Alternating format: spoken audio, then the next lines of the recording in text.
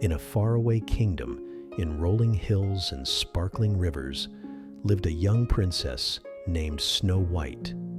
With skin as white as snow, lips as red as a poppy, and hair as black as night, Snow White's beauty was legendary. But her true beauty showed from her kind heart and gentle spirit. However, in the castle walls resided another woman, the Queen, Snow White's stepmother.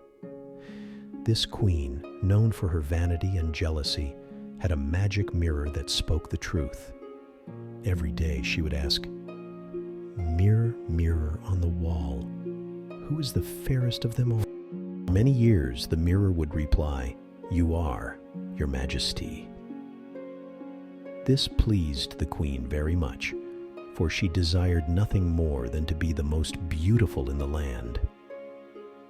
One day, as the queen stood getting ready in front of the mirror, a scary response filled through the room.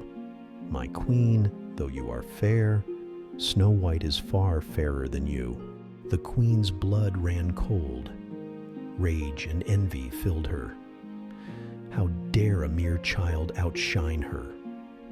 Blinded by jealousy, the queen made a wicked plan to get rid of Snow White. She ordered her faithful huntsman to take the princess deep into the forest and never return.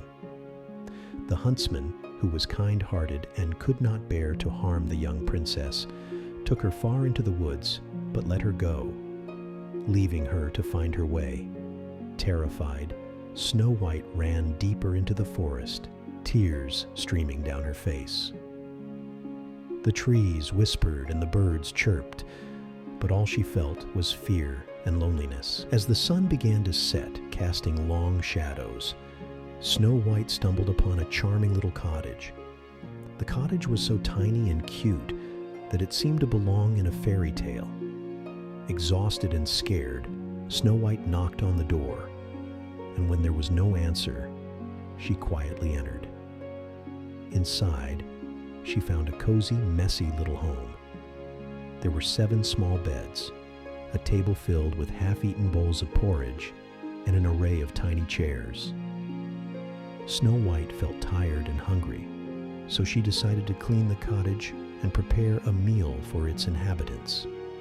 She sang as she worked, and her voice was so sweet that it echoed through the woods. Meanwhile, the cottage's owners were not children, but 7 dwarfs who had been living there for years. They were miners who spent their days digging for precious gems.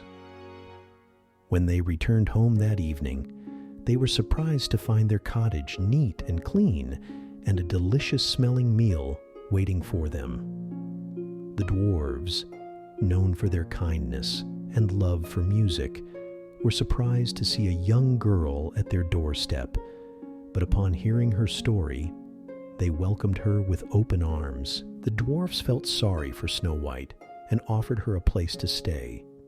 She gladly accepted their kindness and soon became their friend. She helped with the cooking, cleaning, and tidying up, and the little cottage became a warm and happy home. Meanwhile, the queen, filled by her obsession with beauty, once again asked her magic mirror. To her anger, the answer remained the same. Snow White was still the fairest of them all. She learned from her magic mirror that Snow White was still alive and living with the dwarves.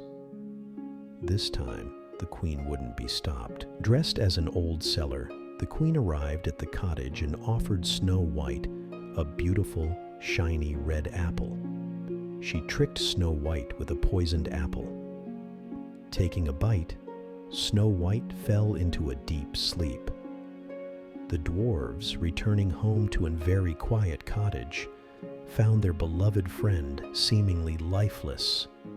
Heartbroken, they carefully placed Snow White in her bed, covered with flowers, vowing to protect her forever. News of Snow White's bad luck spread throughout the kingdom. A young prince, charmed by stories of her beauty and kindness, ventured deep into the forest. Reaching the clearing where the dwarves kept watch, he was mesmerized by the sight of Snow White sleeping peacefully in her bee. Drawn by a strange force, the prince leaned down and kissed Snow White.